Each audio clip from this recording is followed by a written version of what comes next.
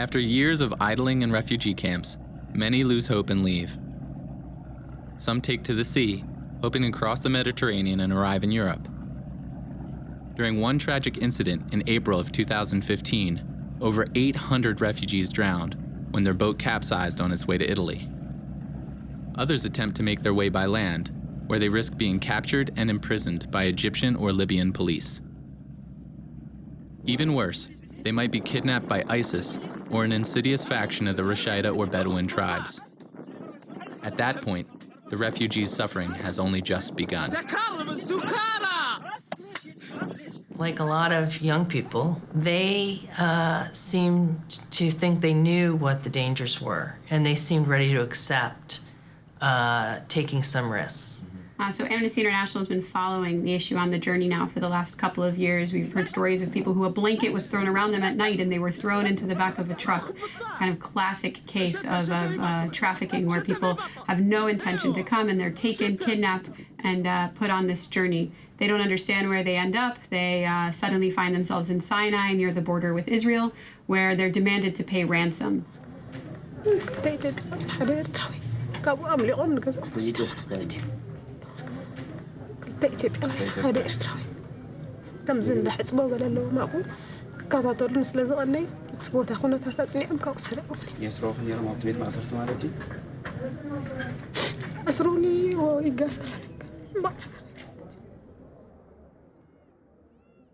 Willingly, they were coming to the human traffickers to be taken to Israel.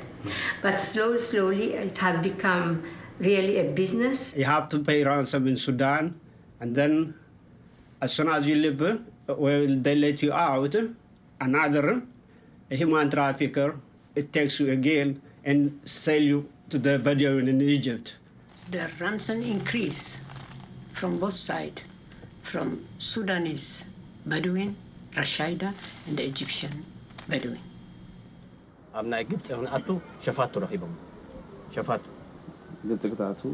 ناي جبت أمبارح عم صحابنا شفات شوية منا لأن عندنا تواجيهم هذا سبب تقدي إننا تم قال إجن أب ثلاثة مع الأكل بدي أكل ماي ثلاثة مع الترزات حي كمزيا أخي بومنا تو شفات دحرزي دحر ثلاثة مع التي أب سينا يومنا ناشدش تورحي ما أسرت ثلاثة ميت سبعة حتى كان بي قانتانو ما تبان أبوتا قانتانو ما يتبان ما أسرتي ثلاثة ميتي شدش تورحي تأثيرنا. مستجوابه؟ مستجوانا. ما أبى حوالا بوتام ساعتنا شوي كابتن أيد فولو بوتا شوي نعملش. عسرت سبيحات سنسرت ككلته. عسرت سب شدش تورحي يعني. These human traffickers, they start to discover these people. The more we torture them, the more they will bring money.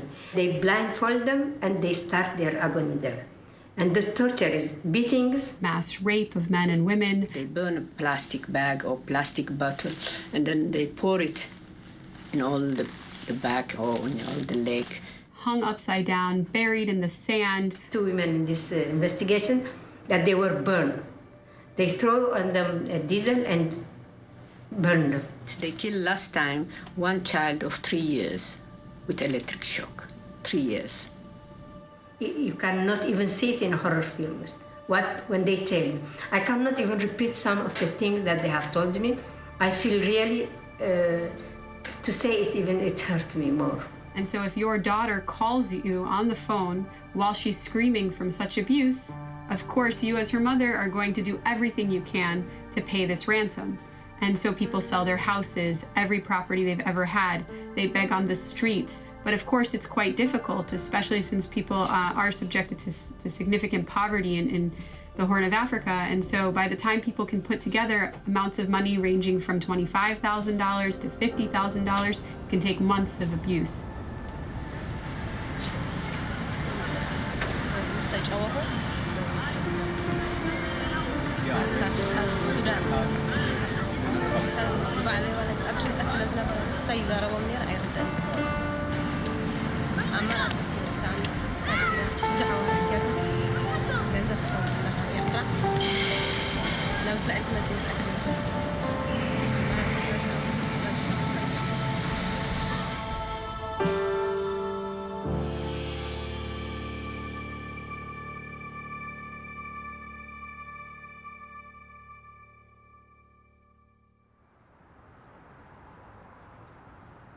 put it on, turn it on, and I'll talk. Yeah, go ahead. Tell me a little more about you first. About me? No. What's the documentary? The documentary, it's on the refugees. Oh, all right, good. At least I know what you're saying. Yeah. Shalom, welcome to Israel. I'm Eliyahu Galor, known as the Pizza Rebbe. I'm a student of Rabbi Shlomo Karlebach, and I want to tell you all that I am ashamed of my country for the way they are treating the refugees. I am ashamed of my government that is not fulfilling the basic obligation. We are a people that were refugees 1 or 2 generations ago. You are totally disgusting me. I'm ashamed of you. Please put this on air. We've reached the last part of our trip. We're now in Tel Aviv. A lot of refugees and asylum seekers go from Eritrea through Ethiopia, Sudan, Egypt, through the Sinai, and they end up here in Tel Aviv. Largely, the refugee claims of Eritreans and Sudanese have not been heard in Israel. They haven't been interviewed, they haven't been assessed, and yet the government refers to them as economic migrants and other terms. Well, you can't do that without assessing individual claims. They are all work infiltrators. They came here just for work. None of them are refugees. We are checking the requests and they are not refugees. While this is just a bold lie, Israel do not check asylum requests of Eritrean and Sudanese at all. I have here clients whose asylum applications were filed in 2003, and those applications are still pending. The previous Minister of the Interior, Eli Yishai, made a public statement, that we want to make their lives as miserable as possible so they'll go back to where they came from. We will press them enough, we will take their liberty away, so they will agree to go. And I must say that I fear that that's working. We signed a convention. According to this convention, we cannot treat these people that way. There's no open borders where you can get out of. There's no other countries where you can go. Coming to Israel, in a way, for those refugees is like coming into a dead end. In many ways, Israel reminded me of home. People were free to express themselves, move about, and pray to whomever they choose. Maybe the people would still be sympathetic, even if their government was ignoring this growing problem. Is there anything that you want to add to this video? Anything you want to say to the people watching? I said to them, by the name of the God, they will be...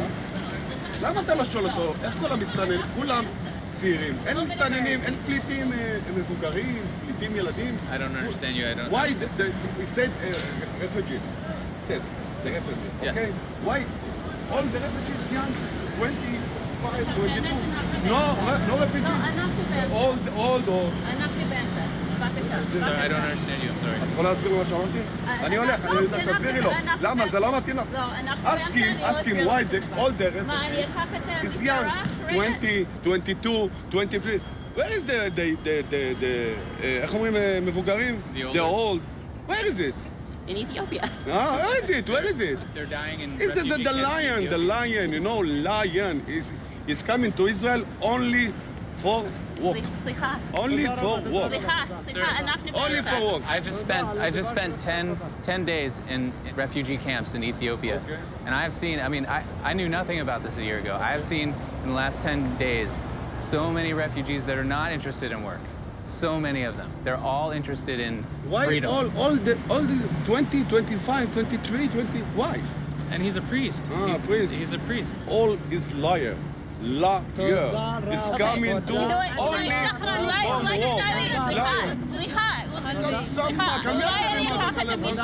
אתם תלכו מפה. רגע, אני אקח את המשטרה אם אתה לא יוצא מפה. אנחנו הולכים. דבר למשטרה. אנחנו הולכים. יצא את המשטרה. Let him say what he's got to say. You don't stay in Israel. You can forget. You don't stay in Israel. You don't stay in Israel. Go your country.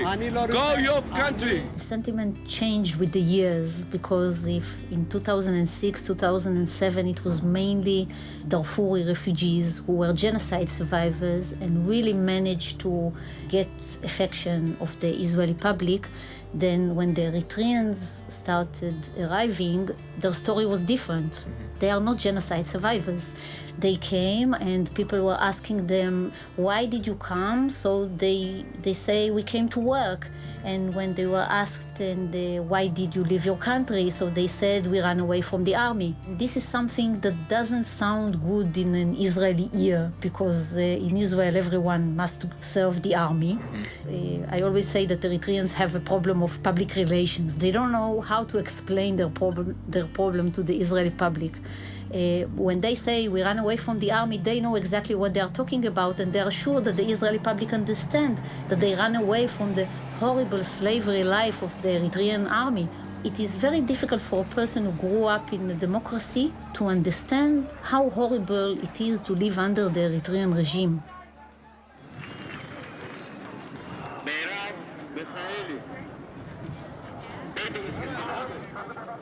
These African asylum seekers made a determination that they were going to go on strike for 3 days. This Sunday, we had the largest demonstration we ever had of the refugees communities. People estimated their number in 30,000 Africans. The chants were, we want freedom, we don't want to be arrested, we are refugees, we're not infiltrators, we're not criminals, we're not economic migrants. It was a work strike.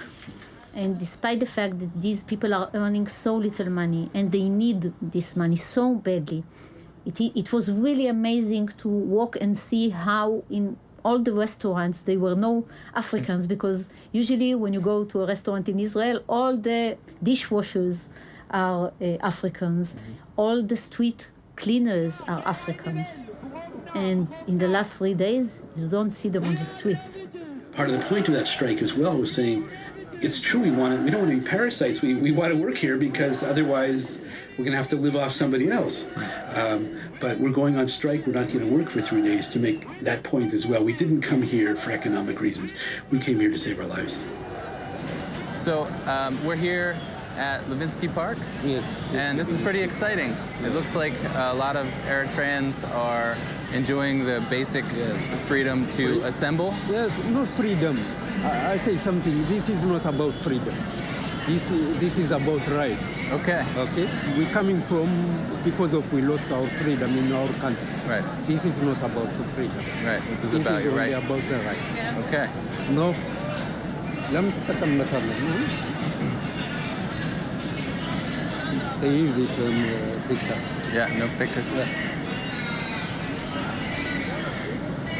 No. It's no. No.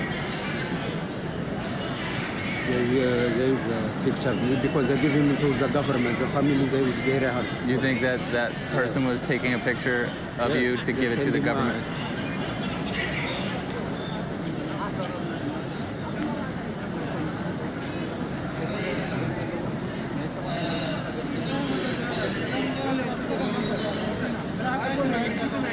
I cannot continue that.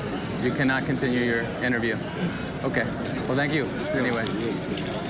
Imagine not being able to give an interview because someone took a picture of you and you're afraid that your government's going to get that picture and they're going to imprison your family. It was refreshing to see refugees outside of the dusty and crowded camps, living in a relatively normal setting. However, their treatment at a destination they finally thought was safe was discouraging, to say the least. Thankfully, we met dedicated individuals who were looking out for these refugees, people who truly cared. I knew that they would continue to fight long after we left. We were heading home, and although I looked forward to the comfort of my own bed, it was difficult to leave the refugees behind.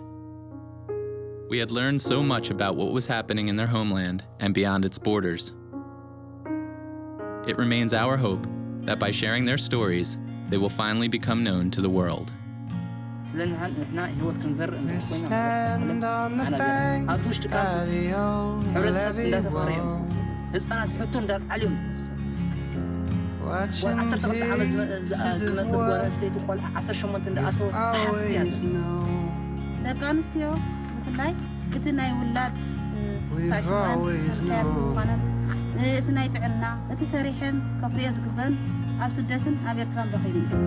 This is something, but it won't last long. Home, what is home?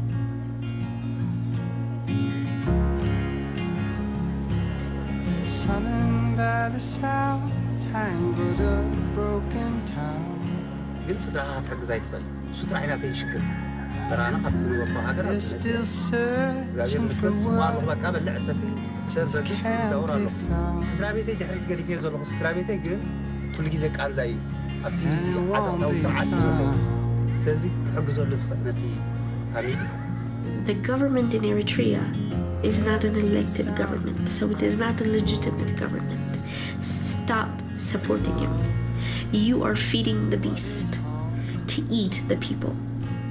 The government of Eritrea has to change. Has to change completely. يقدر دولة مخنك كتكي معنا لأنها السودان دولة يمونك جحيه يعني معنا هني أسكوديه دولة منك أنتوا إنك تيجي لكين أنا إريتريا على لكون إني بعرف كيف فعلنا معنا. I need to contribute not only for my nation. I need to contribute also for the world because I am from the world. I'm human being. What is home?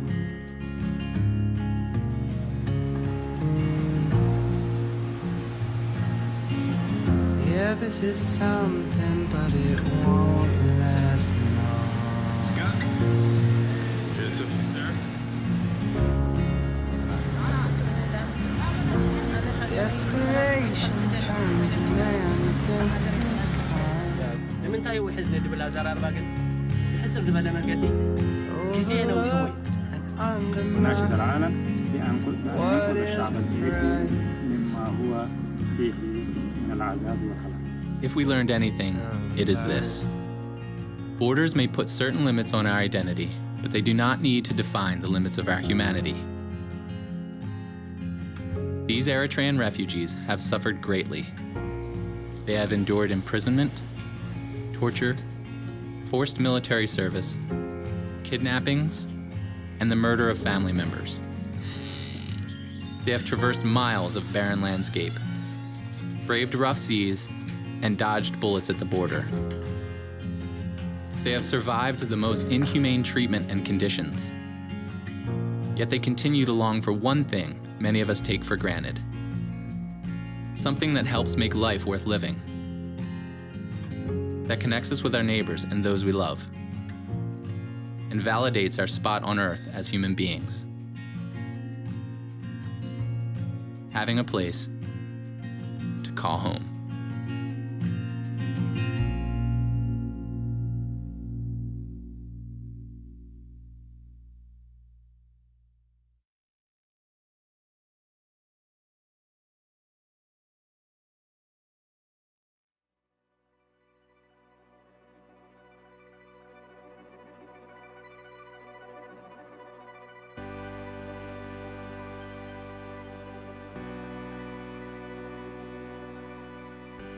You know, the UNHCR tells us that for every 100 people who need a new country, there's one place.